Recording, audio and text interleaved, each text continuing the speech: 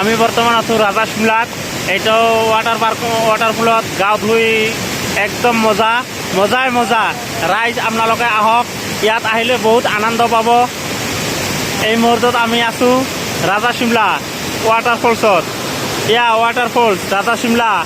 বহুত মানুহ আহিছে, গা ধুই আছে মানুহবিলাক। এয়া আমাৰ ভাইটি নাজিৰুলে গা ধুই আছে, ইমান ধাৰ।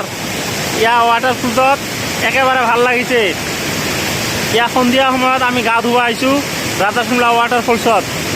ইয়াত গা ধুই একদম মজা মজাই মজা। আমি বৰ্তমান আছোঁ ৱাটাৰফলছত। এয়া হাতশিঙি মাৰি পৰা মানুহ আহিছে ইয়াত গা ধুবৰ কাৰণে, বহুত মানুহ, একদম মজা। ইয়াত ৰাজা শিমলা ৱাটাৰফলছ, ইয়াত বহুত মানুহৰ সমাগম হয় ৰবিবাৰে। ৰাইজ আপোনালোকে আহক, আহিলে একদম মজা পাব।